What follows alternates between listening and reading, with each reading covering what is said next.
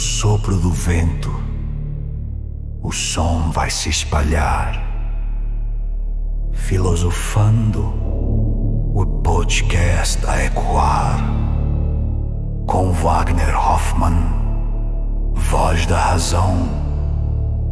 Desperta-se a mente, vibra o coração.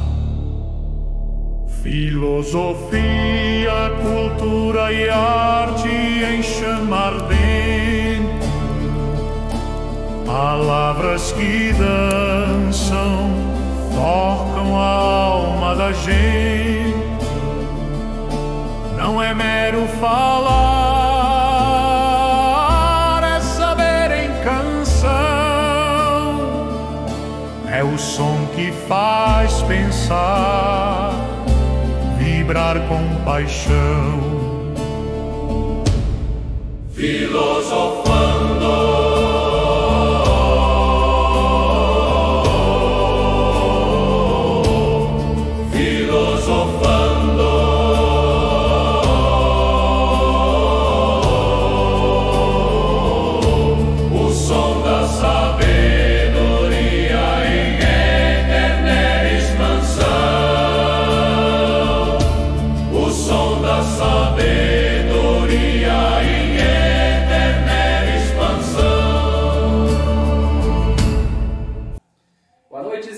telespectadores do programa Filosofando, amantes do saber e ouvintes também do nosso podcast.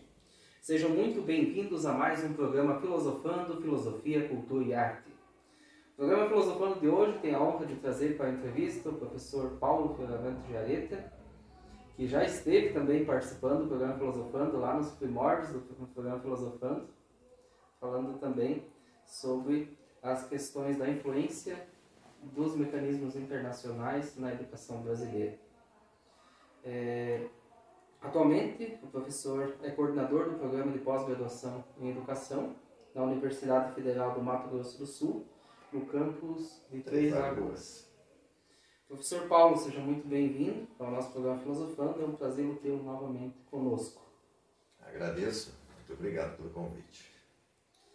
Professor Paulo, em sua participação anterior no programa Filosofando, abordamos as grandes influências dos mecanismos internacionais na educação nacional. Gostaria de retomar esse ponto, mas sob uma perspectiva mais aprofundada. Com a sua trajetória acadêmica e profissional, o levou a se dedicar a essa área de educação, que também fez com que chegasse a essa posição de coordenação dentro da Universidade Federal do Mato Grosso do Sul. Quais foram os marcos na sua carreira que direcionaram para a sua análise crítica das políticas educacionais e das influências externas? Muito bem. Primeiro agradeço, o convite, a oportunidade de poder conversar a partir desse espaço tão importante, que as pessoas possam, de alguma forma, não apenas olhar, não apenas ouvir, mas que seja um espaço que leve uma condição de análise, de compreensão, de reflexão sobre aquilo que a gente vive enquanto grandes desafios para a nossa sociedade e, portanto, para o campo educacional. Então, agradeço já de imediato a oportunidade. Veja, Wagner, quando eu iniciei o processo de pesquisas, porque meu foco de pesquisa é políticas educacionais, então quando eu iniciei os trabalhos com pesquisas em políticas educacionais, eu fui me deparando com algumas questões centrais, que me levaram para a temática ou para as temáticas que eu tanto pesquiso, escrevo, trabalho, divulgo, e venho desenvolvendo nos últimos anos.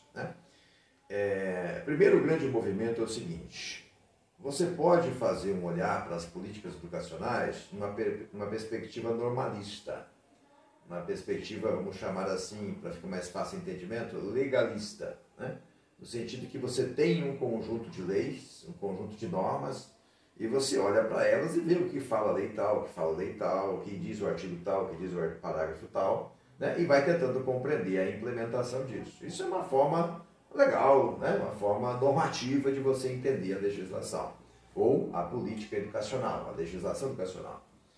Mas isso para mim nunca foi o suficiente, Porque a própria produção da lei, ela sempre tem um contexto, que é um contexto de produção dessa lei, dessa legislação. E isso então me levou para um segundo movimento, que é compreender em que contexto, em que condições políticas, sociais, econômicas, culturais, em que a produção e a aprovação e implementação desta lei, desta legislação, desta política educacional, de fato, se efetiva, de fato, pode se efetivar. E aí não dá para você ficar apenas no que está escrito, mas você tem que entender os contextos de influência que produziram aquilo que está escrito, né? Por que nós chegamos naquela definição? Por que nós compreendemos que o artigo tal de uma lei fez uma afirmação que é um direito na educação e tal. Por que nós chegamos a produzir isso? Então, aí você tem uma compreensão mais ampliada, que é uma compreensão que foge apenas à normatividade da lei e ela busca os fundamentos dessa lei, né? O que está por trás, de onde ela vem, como é que ela se constitui, o que é que a influenciou e possibilitou que ela, de fato, nesse contexto, nesse período, ela pudesse existir. E quando eu chego a essa compreensão, eu me identifico mais. Por quê? Porque ela me dá elementos para compreender mais profundamente, né, como que essa legislação ela é produzida. Então, eu consigo compreender a política educacional, mas eu consigo compreendê-la dentro de um certo modelo de sociedade, né, e conforme ela vai se produzindo. E é aí que eu vou chegar, né, na compreensão dos organismos internacionais, enquanto influência para a produção da legislação brasileira, né, especialmente no campo da educação. Por quê? Porque para eu poder perceber esta política, como por exemplo uma política de formação de professores, ou de currículo, ou de gestão, ou de avaliação educacional, né, eu preciso compreender o texto dessa lei, mas eu preciso compreender que ela está vinculada a uma concepção de política pública. Então, a política educacional está vinculada a uma concepção de política pública. E para eu compreender a política pública e sua concepção, eu preciso compreender a concepção de Estado. Então, ao compreender a concepção de Estado, eu compreendo a política, porque a política é o Estado em ação, se desenvolvendo, e, portanto, eu compreendo aquela legislação em específico. E ao fazer esse movimento, vai ficando bastante claro que a produção da legislação nossa educacional, ela está sempre acontecendo a partir de uma série de exigências e demandas. Hoje nós falamos muito das demandas do século XXI, das demandas do mundo do trabalho, das demandas, né, sociais que nós temos, e que vai influenciando o desenho de certas reformas, certas políticas educacionais, percebe? E, portanto, quando a gente olha isso de maneira orgânica a realidade que nós temos e, portanto, a realidade internacional. Por quê? Porque, no atual contexto, nós não vivemos fora, né, do disciplinamento e da incidência internacional sobre os nossos países. Até para vender o suquinho de laranja, nós estamos recebendo uma incidência internacional pesada hoje, não é? Então, assim, nós estamos o tempo todo sob a influência dos organismos internacionais ou das organizações econômicas e sociais internacionais, dos bancos, dos fundos internacionais, os próprios estados, outros estados que fazem incidência sobre o contexto brasileiro. E aí que vai nascer um pouco a compreensão, de que nós não estamos deslocados, ou que nós não temos uma proposta que seja original nossa, e que seja uma proposta que ela está vinculada de fato às nossas demandas. Não, nós temos uma proposta educacional que se desenha sobre um campo de interesse consensuado e consignado, ou seja, nós somos signatários de uma série de acordos internacionais que fazem exigências muito específicas sobre o contexto brasileiro. E aí, então, é que nós vamos compreender que o que nós estamos produzindo faz parte, por exemplo, dos acordos que a gente firmou na década de 90, das conferências internacionais sobre educação, avançamos isso para o início de 2000, e que são acordos internacionais, que nós somos signatários, assim como 120, 130 países no mundo, capitalista, e que são acordos que fazem exigências profundas sobre o processo educacional. E aí que nós temos a incidência profunda disso. Tanto é verdade isso, que uma reforma educacional atual que nós temos, que é a reforma curricular, da Base Nacional Comum Curricular, por exemplo, os nossos intelectuais orgânicos ao sistema capitalista, ao mercado, foram convidados a um café, um brinde, uma reunião num importante hotel em Nova York, e é lá que nasce a discussão e a incidência de que devemos reformular a educação brasileira agora, a partir de 2016, 2017, e reformular a partir de uma ideia de uma base nacional comum.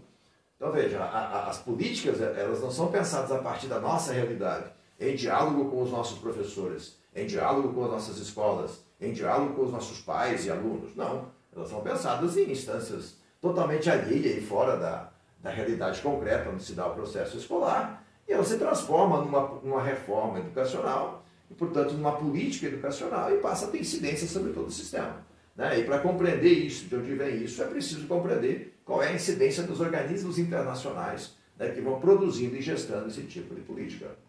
Seu trabalho recente tem se aprofundado nas reformas curriculares no Brasil, na análise da Base Nacional Comum, conhecida por nós como a BNCC, e na formação de professores. Poderia nos explicar como essas pesquisas se conectam com a sua visão sobre a autonomia, pedagogia das instituições e quais os principais desafios e avanços que o senhor identifica no cenário, especialmente considerando sua experiência com a Universidade Federal do Mato Grosso do Sul?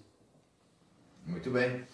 Eu fiz um pós-doutorado, né, um estágio pós-doutoral na UEPG, com o professor Jefferson Mainares, como meu supervisor, e ele trabalha com a metapesquisa, né, uma das áreas que ele trabalha com a metapesquisa e com a epistemologia das políticas educacionais. Um nome complexo, né?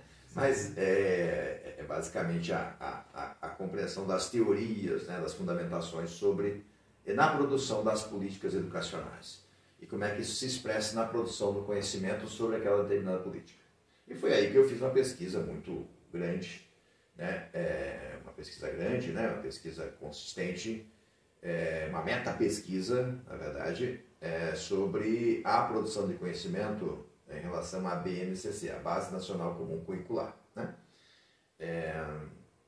Na ocasião, eu levantei, né, um conjunto de conhecimentos, tanto em artigos científicos, que é uma produção de conhecimento avaliada pelos pares dentro da academia, portanto, ela tem validade científica, porque ela passa por processo de avaliação.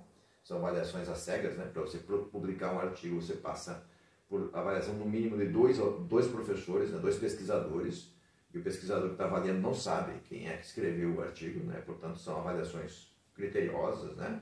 Consistentes, portanto, é uma produção científica. E também ele fez o levantamento das teses e dissertações produzidas no Brasil, né? E que também é um material científico, porque ela passa por 2 bancas examinadoras, a banca de qualificação e a banca de defesa. Portanto, ela tem todo um rigor científico para tornar-se um produto e é divulgado, né, nos repositórios das instituições. Né? E isso me deu condição de poder estabelecer uma compreensão profunda de como que os pesquisadores, né, quem produz conhecimento, né, faz pesquisa sobre as políticas curriculares como a política da BNCC no Brasil, vão fundamentando, né, vão trazendo base teórica, científica para as pesquisas. Né? Essa é uma questão. Qual que é a nossa compreensão nesta relação, né, a partir disso? A nossa compreensão é que o problema central da produção teórica científica sobre a BNCC é que a própria BNCC não tem base teórica científica. Esse é o problema, né? Ou seja, ela tem ela é uma proposição de uma política com baixíssima adesão, baixíssima aderência a modelos de pesquisa já elaborados e produzidos sobre política curricular, né? E, portanto, ela vai flertar com outras abordagens que são muito mais abordagens especulativas para o campo da educação. O que significa isso? Por exemplo, o eixo norteador da Base Nacional Comum Curricular, que é a BNCC, é a pedagogia das competências e habilidades. A pedagogia da competência e habilidade não tem exatamente uma base teórica científica no campo da educação. Competência e habilidade é uma abordagem que vem do campo da psicologia ocupacional. Então, a psicologia ocupacional, o departamento de RH das empresas, vão produzindo conhecimento sobre possíveis ideias de competência e habilidade que são funcionais a perfis profissionais das empresas, né? E automaticamente de lá ela vem com uma derivação desse espaço da psicologia ocupacional e acaba entrando na educação. Mas ela não tem base teórica científica do campo da educação, né? Para estruturar todo o currículo da escola da educação brasileira. Percebe? Então nós temos um problema que é grave, no sentido, é desafiador nesse sentido, né? Que é um tipo de política que vem para o campo educacional e a própria política tem baixíssima fundamentação teórica metodológica e, consequentemente, ela também tem baixíssima comprovação científica. tem pouca experiência empírica que diga, olha, isso foi adotado em tal país, em tal realidade, e ele de fato produziu um efeito consistente, né? Foi produzido, foi aplicado numa escola, foi desenvolvido num espaço, numa rede municipal, estadual. Você não tem isso. Então você tem um problema básico, que é o problema de qual é a fundamentação. Ele está presente na política como um todo. Agora, a Base Nacional Comum Curricular, ela não é apenas uma base nacional, diretrizes básicas nacionais. Ela é uma Base Nacional Comum Curricular. E esse agrava o problema, ou o desafio. Por quê? Porque quando você tem uma base nacional, ou seja, princípios básicos sobre os quais a educação se assenta, e aí cada professor ou sistema de ensino consegue fazer o seu planejamento local a partir da sua realidade, isso é uma coisa. Outra coisa é quando você tem bases nacionais comuns curriculares. Isso significa que o que um aluno está aprendendo, estudando lá no Amazonas, também um aluno aqui em Francisco Beltrão está estudando. Agora, a realidade concreta do aluno no Amazonas, eu deduzo que seja absolutamente outra em relação ao aluno que está aqui em Francisco Beltrão. As demandas da realidade do mundo do trabalho no Amazonas têm sua característica muito diferente da característica de Francisco Beltrão. Então, percebe? Você tem, na verdade, uma formatação da formação da personalidade intelectual da nossa juventude como um todo, profundamente formatada, pré-definida. E ela tem uma formatação e pré-definição que não tem base teórico-científica, porque é uma metodologia, uma proposta de currículo que não tem fundamentação. É isso o desafio, a complexidade. Percebe? E esse tipo de política ele é profundamente influenciada pelos organismos internacionais. E aí você vai compreendendo por quê. Por quê? Porque no contexto brasileiro, especificamente, ou seja, o papel do Brasil enquanto uma sociedade na periferia do mundo capitalista, o Brasil não está no centro capitalista, o Brasil não é o norte capitalista, o Brasil não é a Europa nem os Estados Unidos, né? O Brasil está no contexto dos países da periferia do mundo capitalista. Então ele tem um papel do ponto de vista do mundo do trabalho, da produção, que é específico e é designado para países da periferia capitalista. Consequentemente, você tem um desenho de formação e desenvolvimento de perfis de trabalhadores, jovens trabalhadores, né, que servem para aquele modelo, para aquela realidade. Né? Então, se a nossa economia, por exemplo, é mais primária, entendeu? Então a formação também ela vai ser mais primária nesse sentido. Então, veja, então você vai tendo uma incidência internacional que vai, na verdade, mantendo uma certa padronização a partir de uma pedagogia, que é uma pedagogia do mundo ocupacional, que vem para o espaço educacional e não tem condições de dialogar com essa realidade. E aí você tem os problemas todos que nós temos hoje. Os professores mal conseguem se entender no meio disso tudo. Os alunos têm pouca aderência, pouca adesão, pouca afetação com esse contexto educacional. Você tem o desafio de estabelecer uma relação entre professor e aluno no sentido da motivação do processo de aprendizagem, porque são realidades absolutamente conflitivas. Então, é nesse sentido que figura o desafio grande. E a partir das nossas pesquisas, nossa experiência na Universidade Federal de Mato Grosso do Sul, a gente tem bancado esforço no sentido de ir produzindo conhecimento, publicando, fazendo muitas intervenções, formações, para ajudar o sistema educacional a compreender, a se compreender nesse processo todo. E a ver, de fato, como é que ele pode ir dando uma consistência um pouco maior para a dinâmica educacional. Sabemos que a docência e a pesquisa são pilares da sua atuação. O senhor coordena o grupo de estudos e pesquisa e formação de professores, como o professor Paulo Fioravante Jareta equilibra esses dois momentos, assim, entre essa docência e também a sua atuação enquanto professor, essa pesquisa, equilibra a pesquisa e a atuação como professor, e também, assim, essa prática em sala de aula, há um aprendizado, assim, da prática de sala de aula, com a pesquisa, com a produção científica, né, porque nós sabemos também que o trabalho na universidade, ele também exige que você tenha uma produção científica, que não sei se ainda existe uma cobrança com relação a isso. Poderia nos dar um exemplo assim, das suas descobertas, especialmente as mais recentes, que impactam diretamente seus alunos? Vamos tentar, né? Eu acho que a primeira questão aqui, da questão que você está colocando, para quem está assistindo, é estabelecer uma certa distinção, né? No Brasil nós temos a formação, a educação superior no Brasil tem duas características básicas no sistema educacional. Uma é aquela ofertada via faculdades, e a outra é ofertada via universidade. É a mesma coisa, professor? Não, na prática, né, no ponto de vista pedagógico, não é a mesma coisa. Por quê? E quando nós falamos em faculdades, elas são instituições que, mesmo do ponto de vista da avaliação que o MEC faz sobre as instituições de ensino superior, elas são instituições que têm obrigação pedagógica uma coisa, que é o ensino. O ensino é a obrigação da faculdade. A faculdade vai ser avaliada pela forma, maneira como ela organiza, desenvolve o processo de ensino. O ensino, uma das dimensões. A universidade já não, são 3 dimensões que ela é avaliada, né? E, portanto, são 3 dimensões que ela tem como exercício básico central, inclusive definido na Constituição Federal Brasileira de 88, que é o quê? Que é a relação indissociável entre ensino, pesquisa e extensão. Então, se você for ser professor de uma universidade, você tem que saber que você vai participar de uma dinâmica pedagógica, portanto, uma pedagogia universitária, que tem compromisso com o ensino, com a pesquisa e com a extensão. E, portanto, você vai ensinar aquilo que você pesquisa, vai pesquisar aquilo que você ensina e você vai extensionar aquilo que você ensina e pesquisa. Essas coisas são articuladas, entendeu? São articuladas. Por isso que na universidade, especialmente na Universidade Federal, nós trabalhamos muito com essas 3 dimensões. Portanto, eu tenho atribuições de aula em sala, tanto na pós-graduação como na graduação, tanto na graduação como na pós-graduação.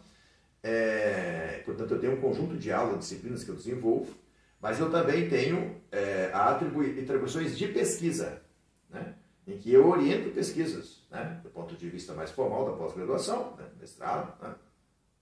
Por exemplo, ou iniciação científica na graduação, né? Por exemplo, percebe? E também eu tenho, e aí por isso o grupo de pesquisa e formação de professores, né? Mas também eu tenho a obrigação de apresentar e desenvolver projetos que levam isso que eu estou ensinando na universidade, que eu estou pesquisando, para a comunidade como um todo, portanto, a extensão. Essas 3 dimensões, elas são as dimensões que vão compondo, de fato, a atuação do professor na universidade. E isso, para mim, é muito importante, é muito caro, né? Eu sou muito fiel aos compromissos de trabalho que eu tenho. Se eu assumir um compromisso, um contrato de trabalho, eu vou cumpri-lo, né? E o contrato que eu estabeleci pelo meu concurso com a Universidade Federal é um contrato que prevê que eu faça ensino, pesquisa e extensão. Portanto, o meu esforço é exatamente esse. E aí eu tenho muita gente que trabalha comigo, né? Professores, alunos, enfim, pessoas do Brasil, fora do Brasil, né? Que a gente trabalha com essas questões todas, tá? Isso é importante, né? Primeiro, para compreender um pouco esta relação. E aí, assim, claro, naturalmente, como eu faço esses ensinos, faço a pesquisa e faço a extensão, eu acabo produzindo, e produzindo razoavelmente bem, né? Produzo até bem, bastante, né? Vamos assim dizer. Tanto que as pessoas que quiserem ter acesso, podem consultar o Lattes e tal, né? E vai conhecer um pouco da produção que a gente vem desenvolvendo. E que é uma produção, ou é uma escrita, ou é produção de artigos científicos, que não é escrita sobre um tema. Eu gosto de um tema, então eu vou escrever um texto sobre o tema. Não. É uma produção científica, né? Que está fundamentada em pesquisas científicas. Portanto, ela é uma produção científica, técnica, decorrente de produção de pesquisa, né? Portanto, não é apenas a descrição ou falar sobre um tema, mas é produzir cientificamente sobre ele. E aí, isso é bastante importante para a gente compreender. Então, veja, e traduzindo e vendo a sua última questão, que é como é que isso se dá aí na realidade dos alunos, na prática educacional. Então, na universidade, na graduação, eu tenho basicamente 2 movimentos. O movimento é trabalhar com tópicos filosóficos da educação. Ou seja, eu trabalho com uma disciplina que busca compreender ao longo da história nossa recente, né, da nossa história filosófica ao longo da nossa tradição, mas também a história recente, como é que a gente aprende ou ensina ou aprende. Né? Como é que se aprende, como é que se ensina. Esses são fundamentos pedagógicos filosóficos, isso é uma coisa importante. E a segunda disciplina que eu trabalho centralmente é a disciplina de políticas curriculares, currículo, educação e sociedade. Né? Ou seja, eu vou compreender os fundamentos e aí eu vou trazer para cá toda a dinâmica de desenho curricular.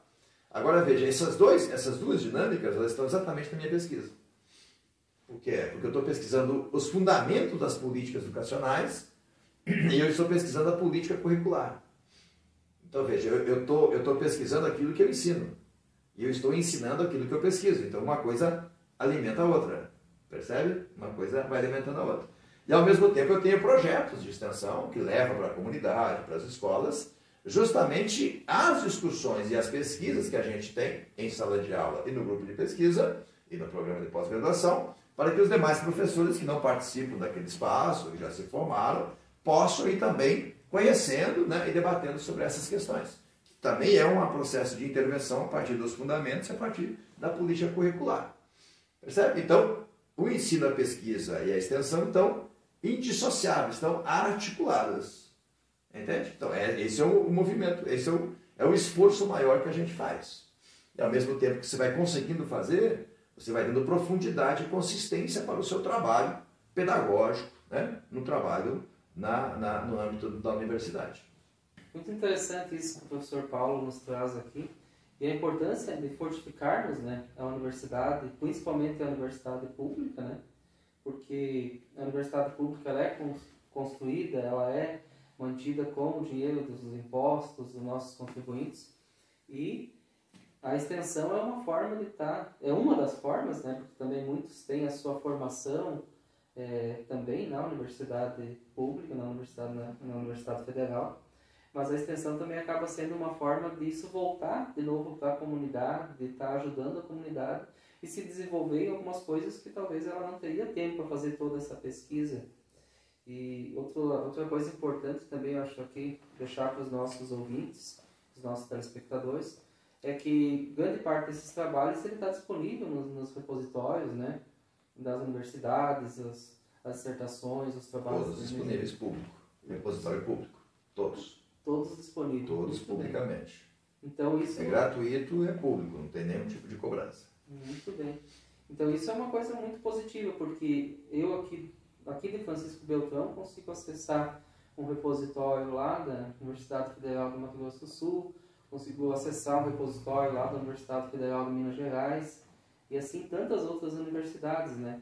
Então, às vezes as pessoas pensam assim, mas a universidade pública talvez não faça tantas coisas, mas se nós formos pensar em um ano de produção científica, juntando todas as nossas universidades federais, quanto trabalho científico, porque é uma produção científica, está sendo construído, né, no decorrer do ano, e muito bem avaliado, muito bem, porque quando a gente fala de um trabalho científico produzido numa universidade, não é simplesmente um trabalho que foi entregue lá, é um trabalho que teve muita correção, muita produção, muita leitura, muita releitura.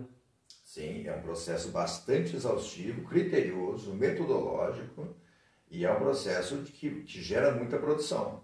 Só o meu grupo de pesquisa, né, com o pessoal que pesquisa ali comigo, nos últimos anos aqui, recente, nós já produzimos mais de 50 produtos científicos. Então, está disponível, desde teses, dissertações até artigos científicos. E está tudo disponível, é público, só as pessoas acessarem. Muito bem. Isso, inclusive, as pessoas às vezes, além de todos isso que você já destacou, as pessoas às vezes ouvem, por exemplo, o levantamento de rankings, né? Universidades, as melhores universidades do Brasil, ou as melhores universidades do mundo, e aí percebe que tem lá universidades brasileiras que estão entre essas instituições. E dificilmente você vai encontrar aí nesse ranking, por exemplo, uma faculdade. Por quê? É exatamente por isso, porque a característica da composição do trabalho, da pedagogia na universidade, ela permite que você estabeleça um processo criterioso e sério de ensino, de pesquisa e de extensão. E que são os índices, os indicadores que avaliam a incidência e a influência das universidades ao longo do mundo, também no Brasil. E é por isso que as universidades sempre são aquelas instituições que figuram como instituições bem classificadas. E você dificilmente, ou raramente, muito dificilmente vai encontrar, por exemplo, uma faculdade desse rol de classificação. Por quê? Porque ela tem obrigação apenas com uma dimensão. É importante, tem seu papel, mas ela tem essa limitação, né? Que é a obrigação dela, a vinculação dela, o compromisso dela com o ensino. Então a pessoa vai lá, à noite, recebe o ensino, né, a aula e vai embora. Né? Na universidade não. Na universidade você tem toda uma estrutura que envolve o ensino, a pesquisa e a extensão. Muito bem. Professor, para encerrar aqui, qual a sua perspectiva para o futuro da educação no Brasil, diante dos desafios globais que nós temos, e são inúmeros desafios hoje globais que nós temos, das transformações sociais e tecnológicas, e aqui nas tecnológicas eu coloco também essa questão também da inteligência artificial, das constantes discussões políticas e educacionais, e como a filosofia nos ajuda a navegar por novos horizontes. São muitas coisas. São muitas coisas. Mas eu acho que é a filosofia que nos ajuda a dar essa resposta. Porque a filosofia, ela não é uma resposta, nem sempre ela nos fornece uma resposta, até pelo compromisso e o rigor dela, uma resposta que seja positivada e positiva e otimista, né? Mas ela nos coloca no desafio que está posto, né? E a filosofia, por exemplo, né? Fazendo o exercício da filosofia, nós podemos analisar e olhar para a realidade brasileira e ver, ó, não está legal, né? Nós estamos com desafios quase insuperáveis, né? Por quê? Porque nós temos déficits históricos muito grandes daquilo que nós fomos caracterizando e desenhando enquanto função da universidade, né? E, portanto, da educação superior no Brasil, né? Qual que é o principal desafio que eu vejo nesse sentido? É o deslocamento da universidade. Ela está um pouco distante ainda, né? Ela está um pouco distante em relação... Não é que ela esteja distante, é que a universidade ela não está recebendo, enquanto matéria-prima, as condições concretas para o seu bom funcionamento. Isso tem a ver com financiamento, né? O orçamento da universidade hoje, em 2025, ele é inferior ao orçamento de 2013, por exemplo. Veja a complexidade. Nós aumentamos a complexidade nos últimos 10 anos e nós diminuímos o financiamento. Então é uma complexidade muito grande que tem a ver do ponto de vista do financiamento. Percebe? Mas esse é um aspecto, né? Tem um aspecto também da própria valorização social, da formação cultural, filosófica, né? E do conhecimento mais elaborado, né? Nós queremos hoje muito mais um conhecimento pragmático, profissionalizante.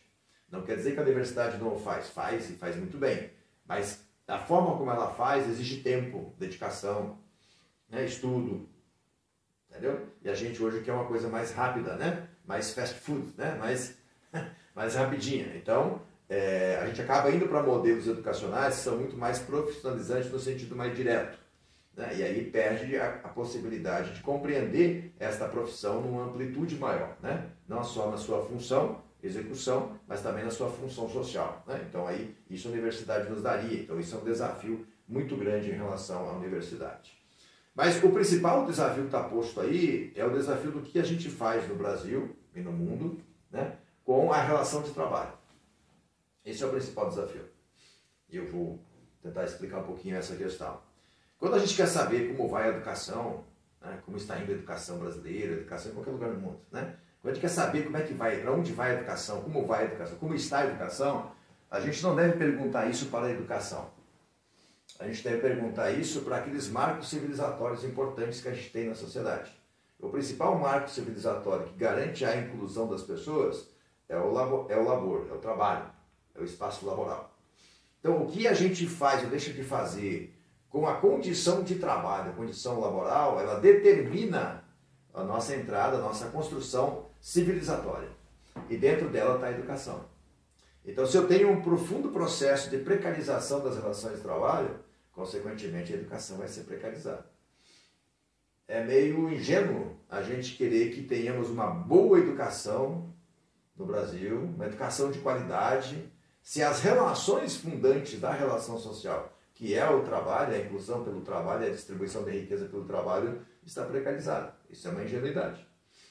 Entende? E a universidade, para poder funcionar bem, ela tem que estar vinculada a um projeto, a um plano do que a gente vai fazer com o trabalho, com a produção social da riqueza e sua distribuição.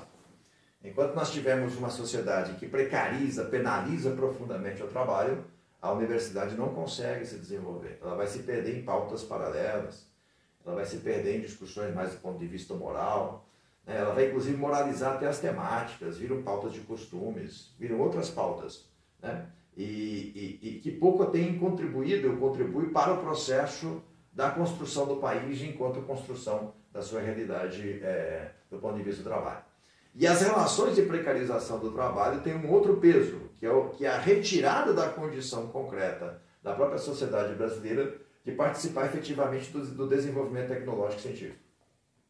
E isso pesa novamente sobre a própria universidade. E reduz a sua capacidade de contribuição. Por quê?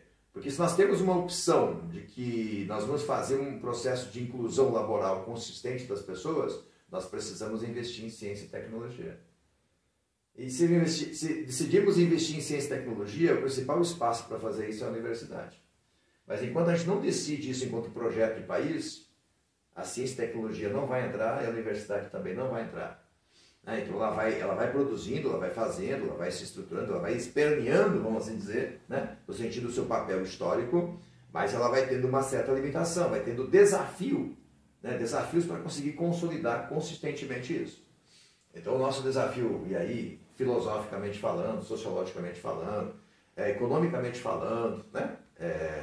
Nosso desafio é trazer para a centralidade do país, né? Nossa realidade, uma condição de valorização das pessoas e dos sujeitos pela inserção qualificada no trabalho, portanto, na produção social da riqueza e sua distribuição qualificada.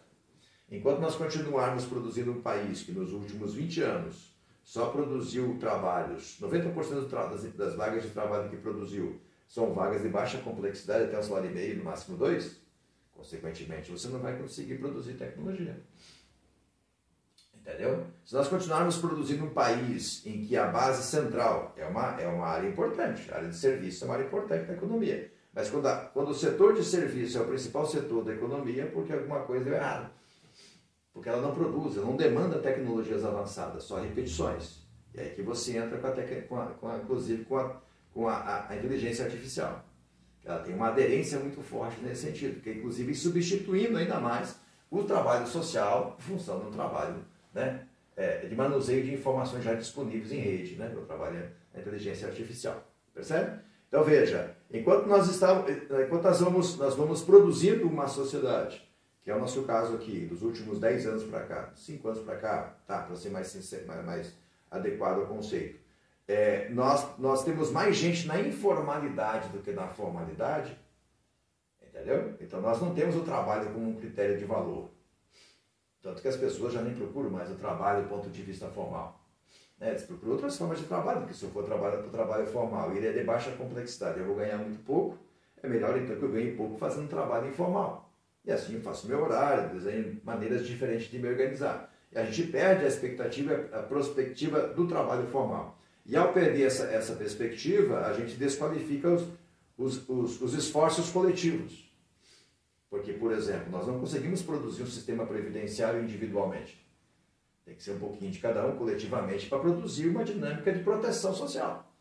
Entende? E se você vai para a informalidade, você obviamente está fora de uma certa construção de uma protetividade social. Então nós penalizamos o trabalho. E aí penaliza a universidade, penaliza a ciência e tecnologia. Percebe? Quando nós fizemos esse tipo de esforço, nós penalizamos, por exemplo, uma seguridade alimentar. Vamos chegar na nossa velhice, por exemplo, nós vamos saber direito qual que é o nível de segurança alimentar que nós teremos. Por quê? Porque nós produzimos um trabalho precarizado ao longo dos nossos últimos anos, de maneira que destituímos as condições de produção de fundo mínimo coletivo para produzir essa condição de protetividade alimentar. Então, percebe, a gente vai estabelecendo uma relação muito complexa nesse sentido. E, portanto, onde fica a universidade nisso? Onde fica a educação nisso? A educação por si só, ela não resolve os nossos problemas. A educação, ela entra como fator supraestrutural que contribui, desde que estruturalmente você tem uma opção de inclusão qualificada das pessoas.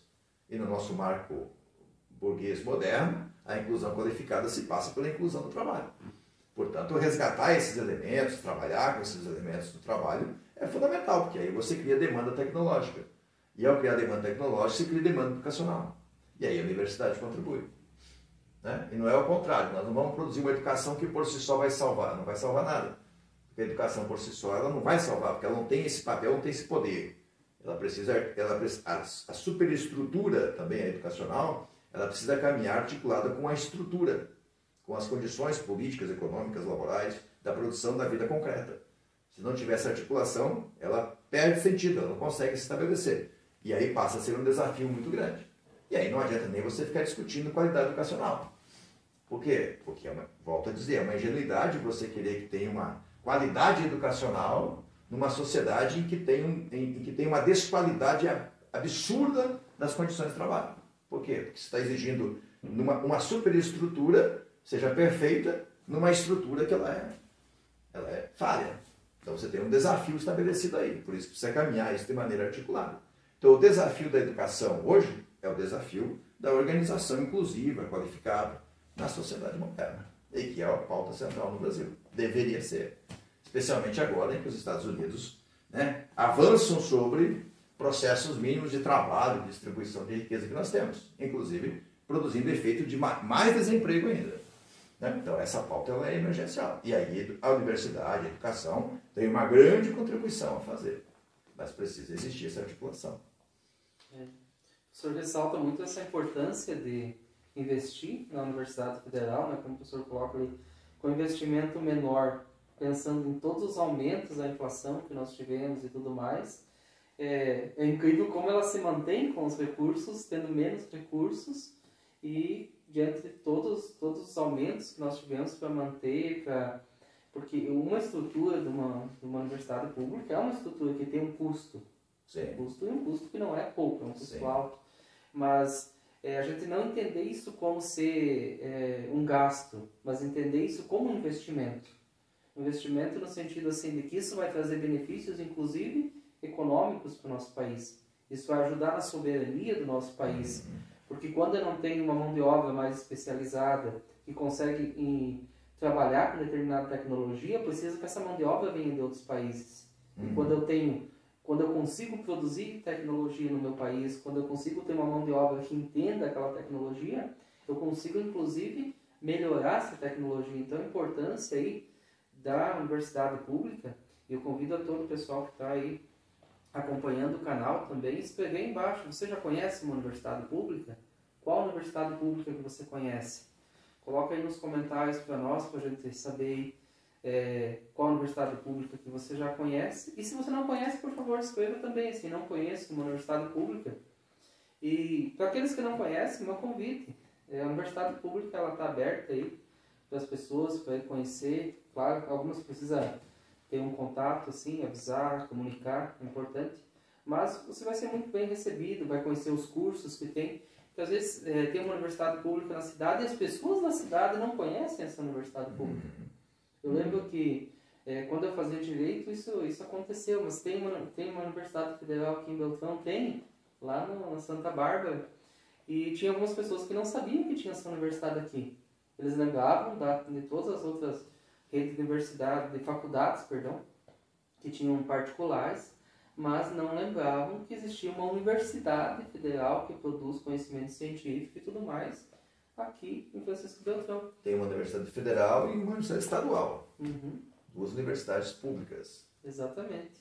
A estadual até é a mais conhecida, que ela fica aqui numa região mais centralizada, né, que é a Universidade Estadual, que é a Unioeste.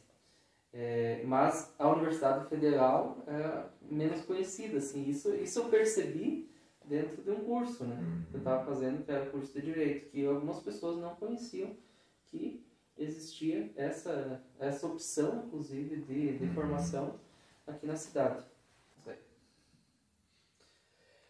E chegamos ao fim do programa Filosofando, Filosofia, Cultura e Arte. Agradecendo ao professor Paulo Fioravante Jareta por mais esta aula de conhecimento, reflexão. Tivemos a oportunidade de aprender muito nesse programa de hoje. Também o pessoal que nos acompanha pelo podcast. Não deixe de ouvir de novo esse podcast, porque às vezes na primeira vez você não entendeu tudo que precisava. Volte no podcast lá, ouça de novo. O pessoal do YouTube lá, não esquece de clicar lá, dar um joinha pra gente, se inscrever no canal. Sua experiência e sua atuação na Universidade Federal do Mato Grosso do Sul e a clareza que aborda os temas tão relevantes para nós e nos ajuda a compreender melhor assim, esses caminhos do papel da educação. Porque às vezes a gente pensa que a educação é só... fala educação e se pensa uma coisa abstrata, ou às vezes se entende a educação como uma norma de conduta, um protocolo, uma forma de ser, assim, criança bem educada é aquela que fica sentadinha e tudo mais, assim. E educação é uma coisa muito mais ampla, né? Então eu gostaria que o professor deixasse uma mensagem final para todos os nossos telespectadores aí que nos acompanham pelo YouTube e também o pessoal que nos acompanha pelo podcast. Claro. Educação é a formação da personalidade intelectual do sujeito. E a formação da personalidade intelectual lhe garante autonomia, poder discernir diante da realidade, né? Conhecer, produzir novos conhecimentos, recebe uma informação, confronta com a realidade concreta e daí vai produzindo novos conhecimentos. Então, esse é o exercício central. Quer seja na educação básica, quer seja na educação superior, né, na universidade, embora em níveis diferentes, em etapas diferentes, mas o exercício sempre não é formatar ninguém, não é enquadrar ninguém, não é parametrizar ninguém, né? Mas é justamente promover intelectualmente as pessoas. E para promover, você precisa ajudar a pessoa, dar ferramentas para que ela possa desenvolver uma autonomia intelectual, que inclusive vai garantir que ela tenha sequência depois na vida, enquanto empreendedor, enquanto colaborador, enquanto servidor, né? Enquanto pesquisador, enquanto cientista, enquanto alguém que pesquisa em tecnologia, ciência, educação humanas, né? Ela precisa desses elementos da autonomia intelectual. Então, minha mensagem principal, né, nesse sentido, independente de que área nós estamos, em que nível e etapa nós estamos de formação. Buscar sempre estar desenvolvendo, né, a nossa personalidade intelectual. E para isso precisa de pelo menos dois movimentos principais. Não fique preocupado em excesso de informação. Como se eu tivesse um maior número de informação, mais inteligente, mais autônomo intelectualmente eu sou. Não é verdade. Isso quem trabalha com volume de inteligência é a inteligência artificial. A inteligência humana não é artificial, ela é orgânica, ela é viva. E nós trabalhamos justamente ao contrário. Nós temos um conjunto de informações suficientes, não exagerada, suficientes. E ela começa a fazer sentido quando eu consigo relacionar ela com a realidade. E se eu relaciono essa informação que eu tenho com a realidade, eu trago ela de volta para a reflexão e agora ela se elabora como teoria, com compreensão teórica. E aí eu formo a minha personalidade intelectual. Então, eu faço como uma mensagem, né, final aqui da nossa conversa, né, os votos de que possamos fazer sempre, cada vez mais. Né? O acesso à informação, não precisa acumular informações, mas o acesso à informação, a confrontação dessa informação com as condições concretas em que nós vivemos, né? E que ela possa provocar um movimento, né? Um deslocamento nosso no sentido de produzir, reler, ressignificar a realidade que a gente conhece. E assim a gente avança, e assim a gente produz uma autonomia intelectual. E assim a gente produz as condições para um conhecimento superior. Assim a gente produz condições para a autonomia técnica, científica, empreendedora, né? E tudo aquilo que a gente sempre deseja na nossa sociedade e deseja para a nossa juventude. Né? E que a gente possa fazer esforços de que a nossa sociedade ela se volte cada vez mais, né? Para resgatar e reposicionar a centralidade da inclusão social pela via laboral. Porque é por aí que vai fazer sentido a nossa autonomia intelectual. Porque não adianta eu ter uma belíssima autonomia intelectual e a sociedade não produz condições para o exercício dela na produção da riqueza e, portanto, na socialização qualificada da riqueza. E aí nós temos um problema que é manter as pessoas sob uma perspectiva mais assistencial, né? E de pouquíssima autonomia do ponto de vista da sua existência. Então, articulando esse modelo de educação, essa forma de estudar e de aprender com as condições concretas da vida, da inclusão laboral das pessoas, consequentemente, elas vão produzir condições melhores, mais qualificadas e vão produzir uma educação muito mais significativa. Muito obrigado. Isso aí. Quanto conhecimento, professor Paulo. Muito obrigado novamente aí. E obrigado a todos os que nos acompanharam aí pelo YouTube e aqueles que nos acompanham também pelo podcast. Um forte abraço a todos e até o próximo programa. Obrigado. Filosofia.